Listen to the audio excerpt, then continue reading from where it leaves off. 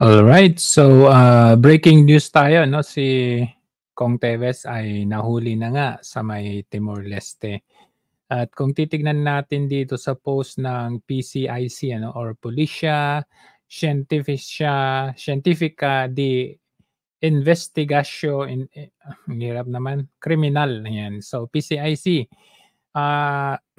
baga ay pulis ng ano ito, ng Timor-Leste.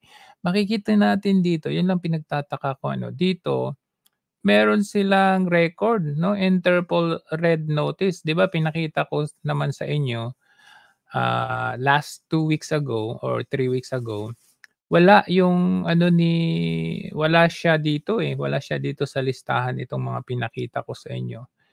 Pero dito, ah, sa page ng PCIC meron siyang ano ganito, ayan red notice.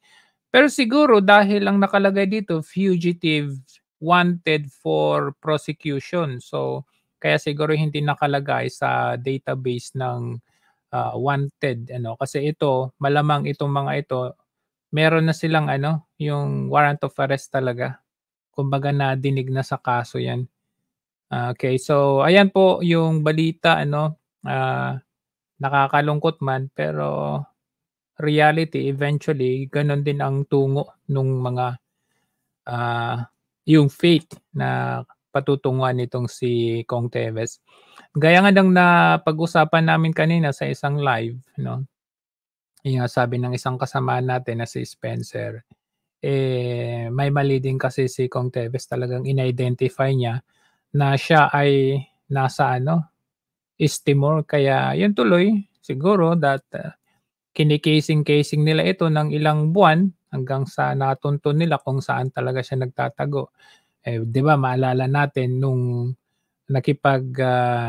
meet up siya doon kay, Manny Pacquiao and malay natin baka kinausap din ng DOJ itong si Manny Pacquiao, 'di ba?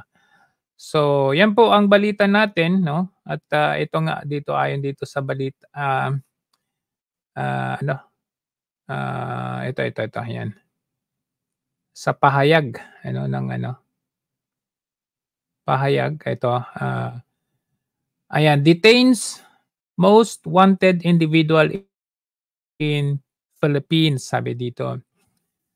In the course of operation carried out on Thursday, March 21 at 15, 3:00, the scientific and criminal investigation police carried out based on a request for international cooperation to locate and arrest a person issued by Interpol. Na-issue daw ng Interpol. 'Di ba wala naman siya dito? Wala siya dito sa database. But anyway, gano'n talaga. Um, an arrest of the man most wanted by the authorities of the police Philippines at one place, Delhi. An Interpol Red Notice is alert for law enforcement around the world to locate and temporarily arrest a person pending extradition or similar legal action. It is based on the arrest warrant or a court order issued by the judicial authorities of the requesting country. So, yan po. So, malamang nandun pa siya sa East Timor, inaantay na lang yung pagdating nung ano, nung mga taga-DOJ or any arresting officer from the Philippines. So, inaasahan natin 'yan at, in the coming days ay makikita natin ulit si Kong Teves. Yun lamang ay ano na, baka nasa korte na at maganda na rin yun para mabigyan na rin ng tuldok kung siya nga ba ay guilty talaga o hindi, 'di ba? Ang, hindi lang ang may mga possibilities lang talaga dito na baka itong si Kong Teves ay baka ano, hindi sana mangyari yung gano'n na baka sabihin kasi nanlaban ito at, alam mo yun, parang yung nangyari kay Zulueta na tapos ipapalabas nila na ano, sabagay hindi naman na siguro nila gagawin dahil ano, controversial person itong si Kong Teves. Anyway, babantayan pa rin natin 'yan 'no, bagamat malungkot na balita.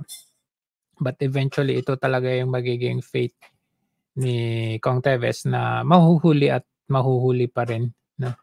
So 'yan lamang po ang ating update ngayon.